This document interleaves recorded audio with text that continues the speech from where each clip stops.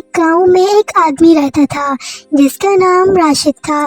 راشد روز روز اپنے گھوڑے کے ساتھ نمک کی بوریاں رکھ کے شہر کی طرف جاتا تھا۔ وہاں پہ ان بوریوں کو سیل کر کر اپنا گھر چلاتا تھا۔ انہی پیسوں سے اس کا گھر چلتا تھا۔ راشد روز روز اپنے گھوڑے کو لے کر اسی راستے سے جاتا تھا۔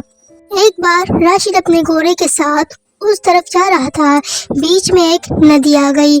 ندی پر چلتے ہی راشد کے گھوڑے کی ٹانگ پھسل گئی اور راشد جو نمک کی بوریاں لے کے جا رہا تھا وہ ساری پانی میں گر گئی اور نمک تو پانی میں جاتے ہی پانی میں گھل گیا۔ پھر راشد وہ خالی بوریاں لے کر واپس اپنے گھر چلا گیا۔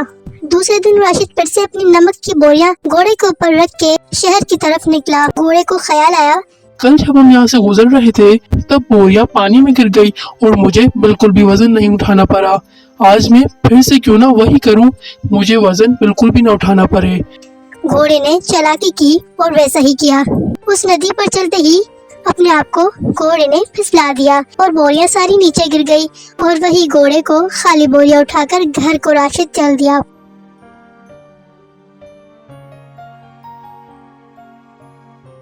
تیسرے دن پھر سے جب راشد اپنی بوریاں گھوڑے کے اوپر رکھ کے جا رہا تھا، گھوڑے نے پھر وہی چالاکی کی اور بوریوں کو پانی میں گرا دیا اور وہی خالی خالی گھر گئے۔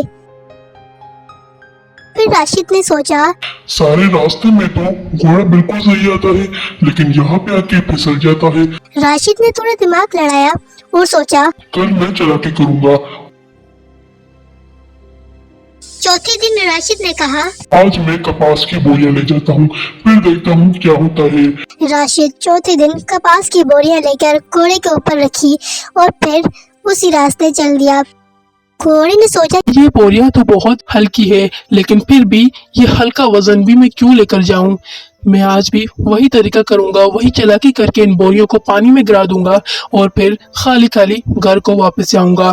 گھوڑے نے پھر وہی چالاکی کی لیکن اس بار گھوڑے کے ساتھ بہت برا ہوا۔ بوریاں گھوڑے نے پانی میں گرا دی لیکن کپاس تو پانی میں جاتے ہی بہت وزنی ہو گیا۔ پھر اس وزنی کپاس کو راشد نے اٹھا کر واپس گھوڑے کے اوپر رکھا اور وہ کپاس بہت وزنی تھا۔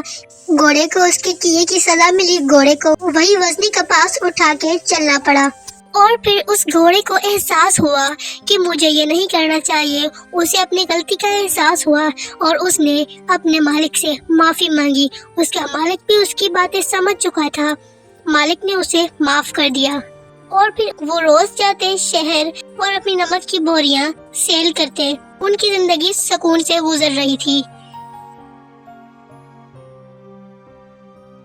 تو بچوں، اس کہانی میں آپ لوگوں نے کیا سیکھا؟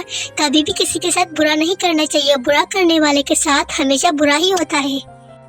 اگر آپ لوگوں کو ہماری ایسی کہانیاں پسند آتی ہیں تو ہماری ویڈیوز کو لائک، چینل کو سبسکرائب ضرور کیا کریں۔